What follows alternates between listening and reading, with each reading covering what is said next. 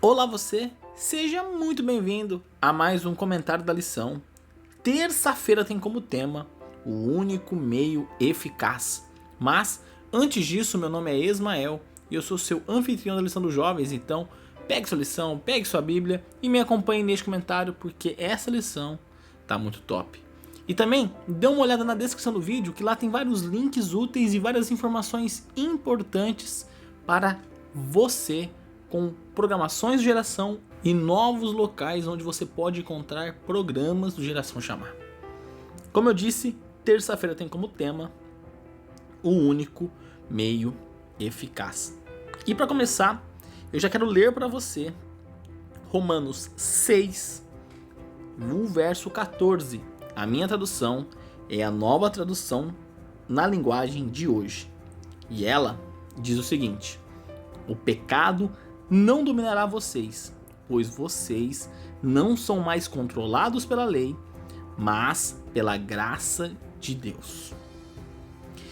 Eu poderia passar horas discorrendo simplesmente neste versinho que Paulo comenta, mas eu quero destacar apenas alguns pontos. O primeiro ponto é o seguinte: a graça pode fazer coisas que a lei foi incapaz de fazer. Como assim? Por exemplo, existem os 10 mandamentos. Você pode tentar cumprir os 10 mandamentos de todas as formas possíveis. Você pode guardar o sábado, você pode honrar a Deus, respeitar os pais, enfim. Mas isso não quer dizer que você necessariamente aceitou Cristo. Você pode estar dentro da igreja, você pode estar fazendo tudo, mas o seu coração não se transformou. Quando você se entregou ao batismo, naquele momento que você deveria enterrar o seu antigo eu e surgir o novo eu, o seu antigo eu não foi enterrado. Você não foi transformado, você não morreu e ressuscitou. Porque sim, é possível guardar a lei sem ter um coração transformado. Existem pessoas que não vão ser salvas frequentando igreja. Existem pessoas que não vão ser salvas que guardam o sábado. Existem pessoas que não vão ser salvas que vão te surpreender porque aparentemente a vida delas demonstra que elas aceitaram a Cristo. Mas na verdade elas não aceitaram. E essa é a diferença da graça. Porque quando você aceita a graça, quando você morre para o seu antigo eu e você se torna uma nova criatura em Cristo, existe totalmente uma mudança, existe uma chave na sua vida que ela muda. E o que muda? A forma que nós somos tratados quando quebramos as normas. Porque Deus é Deus do início ao fim. Tanto que, lá em Malaquias 3, no verso 6, diz o seguinte: o Senhor diz, eu sou o Senhor e não mudo. Ou seja, a lei que existia no princípio é a mesma lei que vai existir até o fim e posteriormente na nova terra. A lei é a mesma, ela não vai mudar de nenhuma forma. Só que, quando nós não temos o nosso coração transformado e tentamos ser salvos pela lei, ocorre um problema, ocorre uma coisa chamada frustração.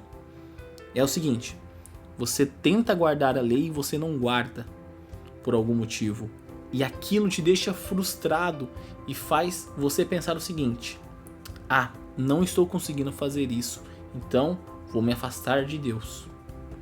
E a graça é o oposto. Porque quando você erra, quando você peca, é aí que você percebe que você precisa se aproximar de Deus. É aí que você percebe que você precisa de Deus na sua vida. É aí que você percebe que você sozinho não é ninguém, que sem Deus você não é nada. E essa é a grande diferença.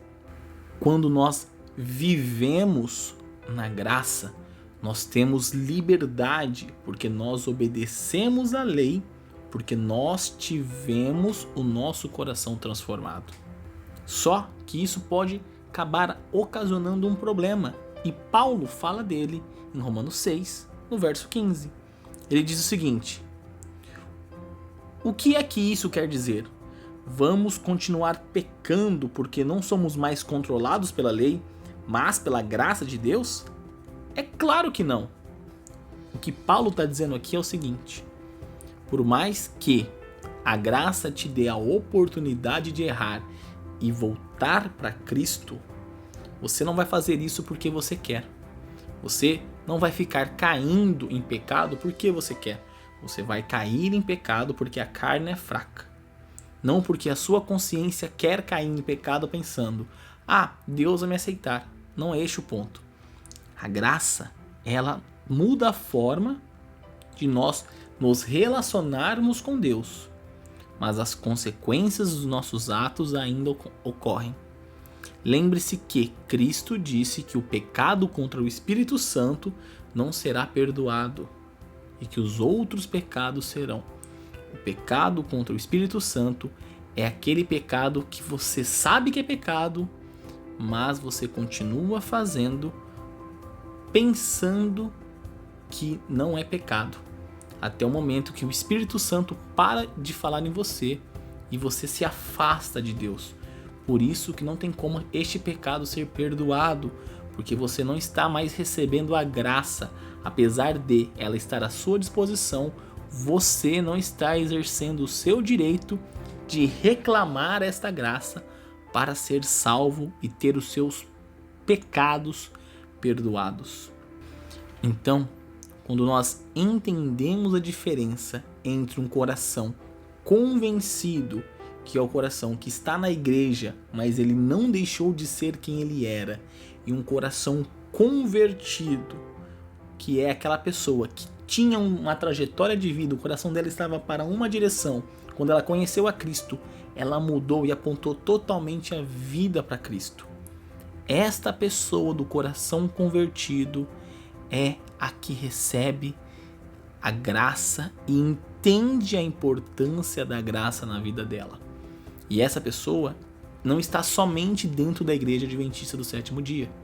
Ela está em várias denominações, porque em várias denominações existem pessoas de fé genuína, existem pessoas que realmente entenderam a graça, aceitaram a graça e tiveram a sua vida transformadas, baseadas no entendimento que elas tiveram da Bíblia.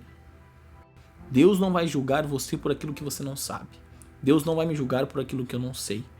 Mas Deus irá me julgar por aquilo que eu sabia que era errado e da mesma forma eu fiz de forma consciente, persisti no erro e não utilizei a graça para pedir o perdão necessário para Ele.